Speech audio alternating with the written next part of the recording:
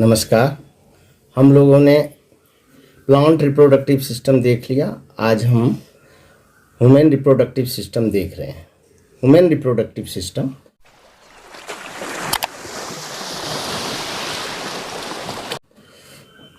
में सबसे पहले हम लोगों को जानना है कि मेल और फीमेल अलग अलग होता है।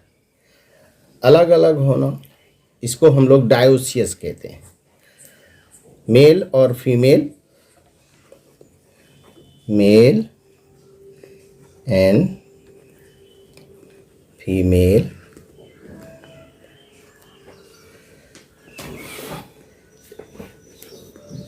separated in human, इसे हम लोग कहते हैं डायोसियस।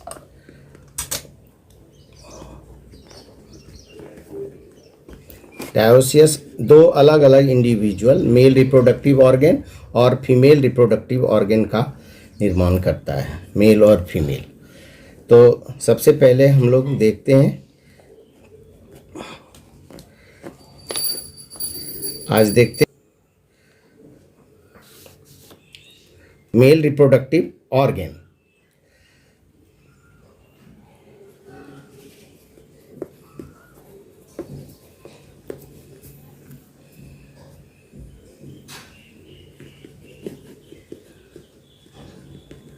मेल रिप्रोडक्टिव सिस्टम का इम्पॉर्टेंट जो मेल रिप्रोडक्टिव ऑर्गन है उसको हम लोग सबसे पहले डायग्राम में देख लेते हैं। ये यूरिनरी ब्लैडर, ये आगे चल करके यूरेथ्रा का निर्माण, ये आगे का भाग सेमिनल वेसिकल में जाता है।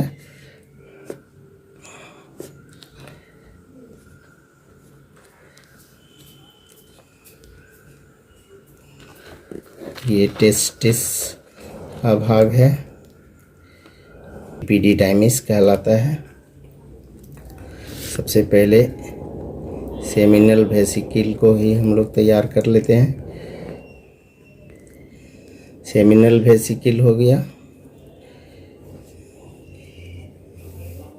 ये भास डिफरेंस,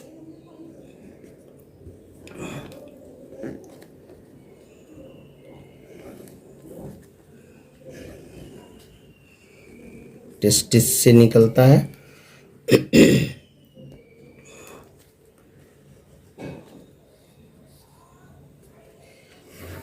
ये दोनों तरफ का लेफ्ट और राइट का भास डिफरेंस है दोनों।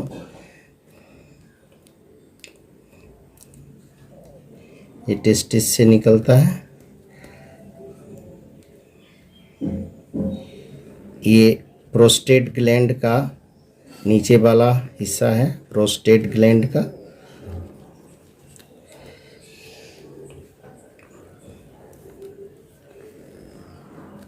ये यूरिनोजेनाइटल ऑर्गन जो बाहर की ओर खुलता है।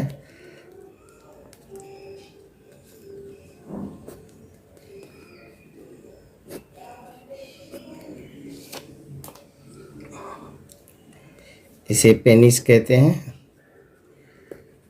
ये टेस्टिस,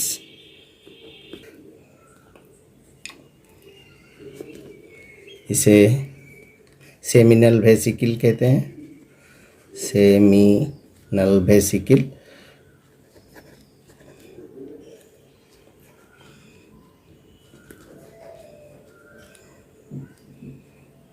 ये प्रोस्टेट ग्लैंड,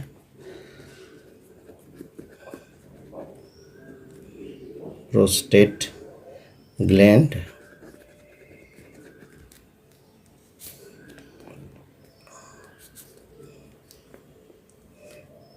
तो important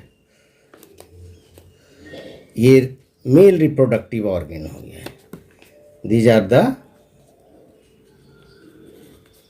mail reproductive reproductive organ,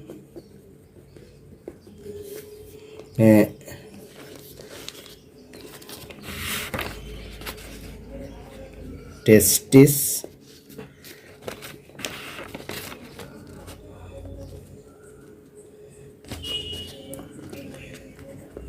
vas deferens,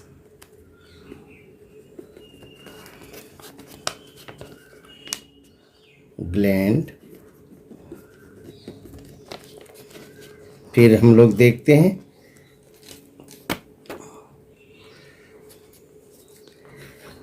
structure of testis.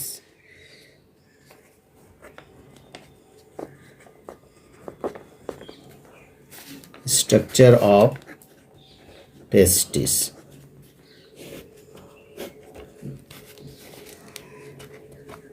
One pair testis male में पाया जाता है, जो एक सैक लाइक स्ट्रक्चर में रहता है। इसको हम लोग स्कोटल सैक कहते हैं। One pair testis present in each male inside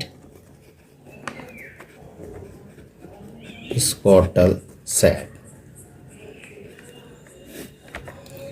स्कोटल sac like structure है, उसमें होता है।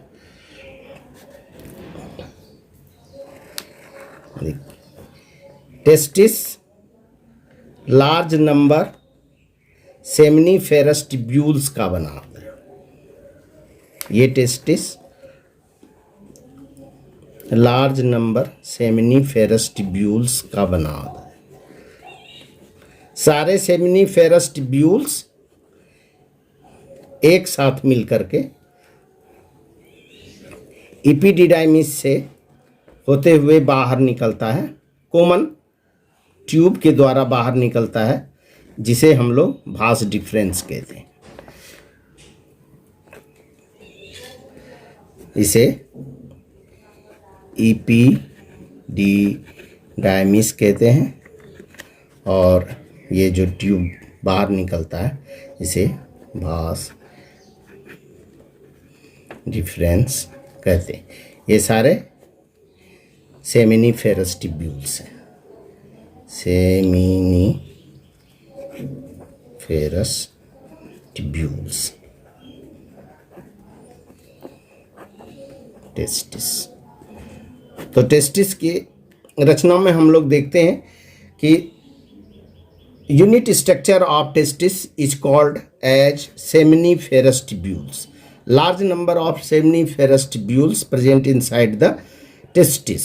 सारे सेमिनिफेरस ट्यूब्यूल्स एक कॉमन स्ट्रक्चर में आकर के खुलता है, जो एक को जिसे हम लोग एपिडिडाइमिस कहते हैं। वहाँ से कॉमन ट्यूब के द्वारा ये बाहर निकलता है, जिसको हम लोग भास डिफरेंस कहते हैं। फिर इसका स्ट्रक्चर देखने के लिए हम लोग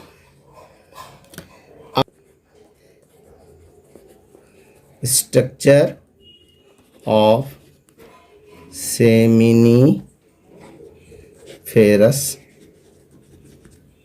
सेमिनिफेरस ट्यूब्यूल्स। सेमिनिफेरस ट्यूब्यूल्स को लॉन्गिट्यूडिनल सेक्शन हम लोग काट के देखते हैं, तो ट्यूब के समान उसको वर्टिकल सेक्शन काटेंगे तो स्फेरिकल दिखेगा। Made up of germinal epithelial tissue. Germinal epithelial tissue. Germinal epithelial tissue, जिसको हम लोग रिप्रोडक्टिव टिश्यू भी कहते हैं। इस जर्मिनल इपिथेलियल टिश्यू में meiosis cell division takes place to form. ये क्या बना देता है? फिर ये मियोसिस डिवीजन के बाद ये बना देता है स्पर्मेटोसाइट सेल। बहुत सारे स्पर्मेटोसाइट सेल्स का फॉर्मेशन होता है, लेकिन सेमिनिफेरस टिब्यूल्स का जो ये जर्मिनल एपिथेलियल टिश्यू है, ये डिप्लॉयड होते हैं, जिसमें नंबर ऑफ क्रोमोसोम क्या होता है, 2n होता है। ये टिश्यू डिप्लॉयड होते हैं, 2n नंबर ऑफ क्रोमोसोम। और इसके बाद जो स्पर्मेटोसाइट बनता है, ये हैप्लॉयड होता है, इसमें n नंबर ऑफ क्रोमोसोम। इस तरह से इसका स्ट्रक्चर पहले देख लेते हैं।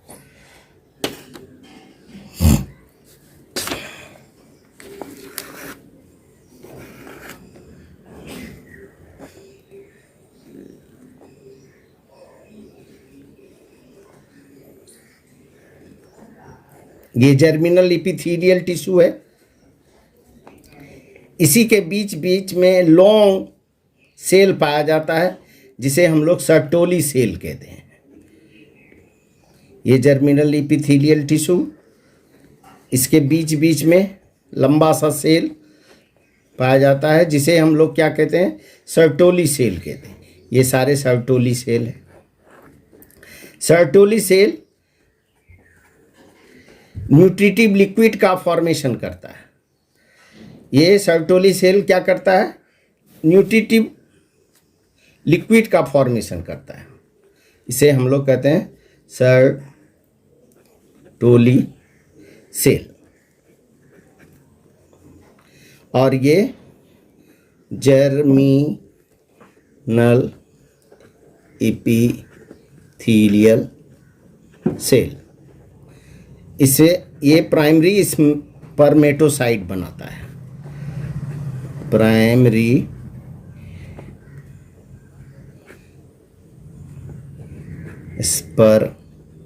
स्पर्मेटोसाइट सेल बनाता है।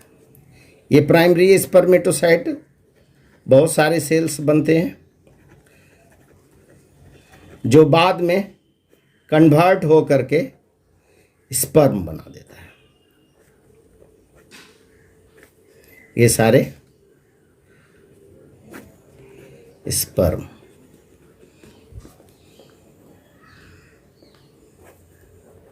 Seminiferous tubule. तो ये स्ट्रक्चर ऑफ सेमिनिफेरस टिब्यूल में हम लोगों ने देखा कि ये जर्मिनल एपिथेलियल टिश्यू से बना होता है, और इसमें meiosis cell division, meiosis reproductive cell division है, इसको हम लोग रिडक्शन सेल डिवीजन भी कहते हैं। इसमें क्रोमोसोम की संख्या आधी हो जाती है, इसलिए जो भी ये जर्मिनल एपिथेलियल टिश्यू डिप्लॉयड हो जाते हैं, तो स्पर्म हमारा जो बनता है वो हैप्लॉयड हो जाता है। नंबर ऑफ क्रोमोसोम इसमें रिड्यूस हाफ हो जाता है। तो इसे हम लोग इस तरह से देख सकते हैं, germinal epithelial cell diploid, double number 2n, meiosis cell division,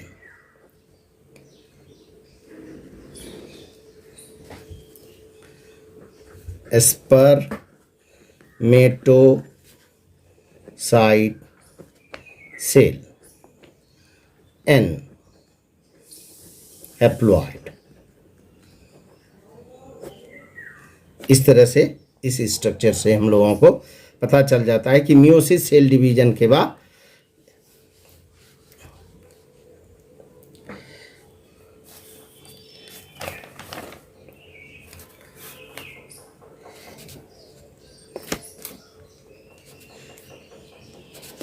इसके बाद हम लोग देख रहे हैं कि सेमिनल वेसिकल, सेमिनल वेसिकल जो एक लिक्विड का सिक्रीशन करता है, जिस लिक्विड को हम लोग कहते हैं seminal fluid. Secretion of liquid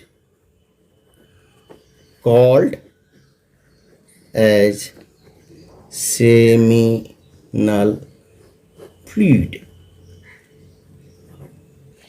इस सेमिनल फ्लूइड में स्पर्म फ्लोट करता है।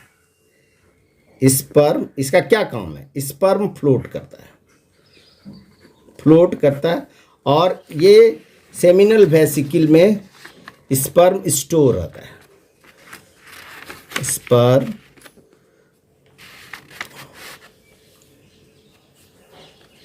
store inside seminal vesicle. Seminal vesicle में स्टोर रहता है। इसके बाद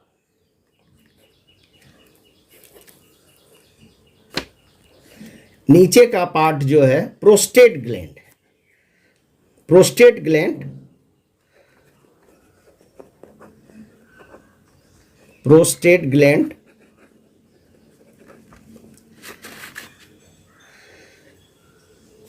भी लिक्विड का निर्माण करता है। नीचे वाला भाग, उस भाग को नीचे वाला लोअर पार्ट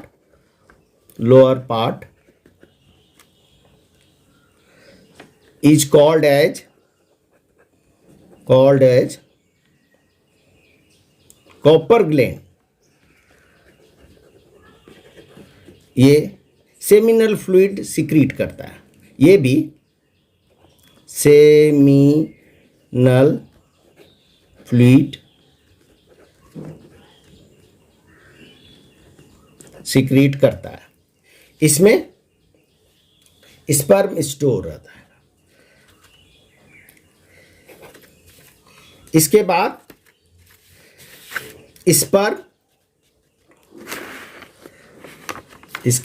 स्पर्म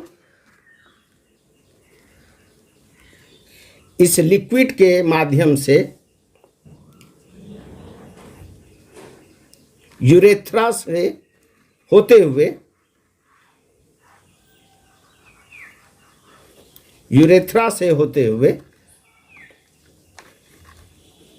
पेनिस के द्वारा बाहर निकल जाता, ओपन पेनिस के द्वारा बाहर निकल जाता है, थ्रू द पेनिस। अब स्ट्रक्चर ऑफ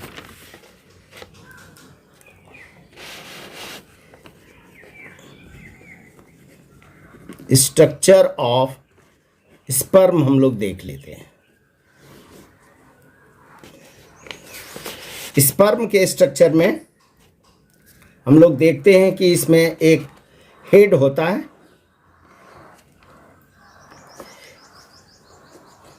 ये हेड है, इसी के अंदर में न्यूक्लियस होता है।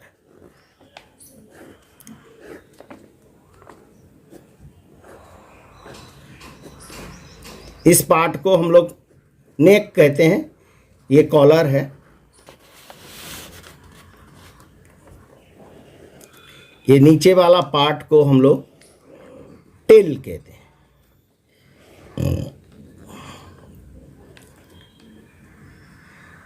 ये टेल से एक फाइबर के समान स्ट्रक्चर बाहर निकलता है, जिसके द्वारा ये स्पर्म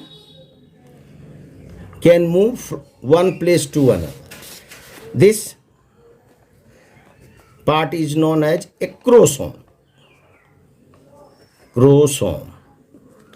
ये हेड है, इसमें ये न्यूक्लियस है और ये कॉलर है। This part is tail and this part tail fiber.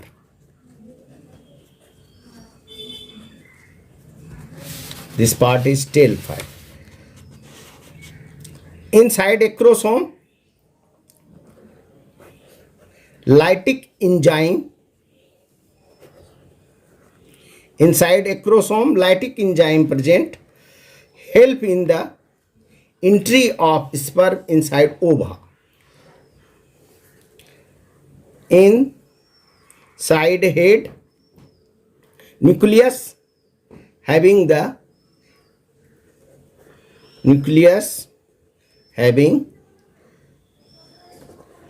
haploid number of chromosome. In collar, large number of mitochondria present. Mitochondria present help in the production of energy.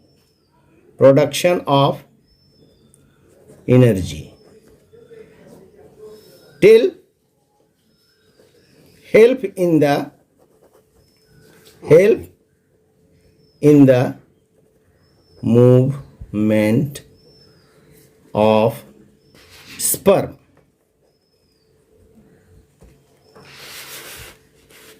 इस तरह से हम लोगों ने मेल रिप्रोडक्टिव स्ट्रक्चर का पूरा information हम लोगों ने देखा कि मेल रिप्रोडक्टिव ऑर्गन ये है, और जिसमें से main testis, vas deferens, seminal vesicle, prostate gland. फिर स्ट्रक्चर ऑफ टेस्टिस में हम लोगों ने देखा कि ये 3 पार्ट का बना होता है, सेमिनिफेरस ट्यूब्यूल, एपिडिडाइमिस, भास डिफरेंस।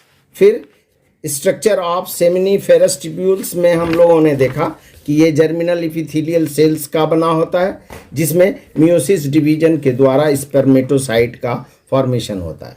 इसमें सर्टोली सेल भी होते हैं जो लिक्विड का, न्यूट्रिटिव लिक्विड का फॉर्मेशन करता है, जिसमें स्पर्म अलाइव रहता है for long time. Seminal vesicle में एक शॉर्ट पीरियड के टाइम में स्टोर रहता है स्पर्म। प्रोस्टेट ग्लैंड के नीचे वाले भाग को, लोअर पार्ट को कॉपर ग्लैंड कहते हैं, जो सेमिनल फ्लूइड का सिक्रीशन करता है। इस पर यूरेथ्रा के माध्यम से पेनिस के द्वारा बाहर निकल जाता है during the period of copulation. अब हम लोग देखते हैं स्ट्रक्चर ऑफ स्पर्म। स्पर्म को ही मेल गैमीट कहते हैं। स्पर्म के आगे वाला एक्रोसोम में लाइटिक एंजाइम पाया जाता है, जो क्या करता है, मदद करता है ये जब ओवा में एंट्री करता है during the process of fertilisation. Inside nucleus chromosome की संख्या आधी होती है, हैप्लॉइड नंबर होता है न्यूक्लियस में। कॉलर में लार्ज संख्या में माइटोकॉन्ड्रिया होता है जो एनर्जी प्रोडक्शन करता है। टेल हेल्प करता है स्पर्म को मूवमेंट में, एक जगह से दूसरे जगह स्पर्म मूव कर सकता है। आज हम लोग मेल रिप्रोडक्टिव सिस्टम देखेंगे। नेक्स्ट क्लास में हम लोग देखेंगे फीमेल रिप्रोडक्टिव सिस्टम। धन्यवाद।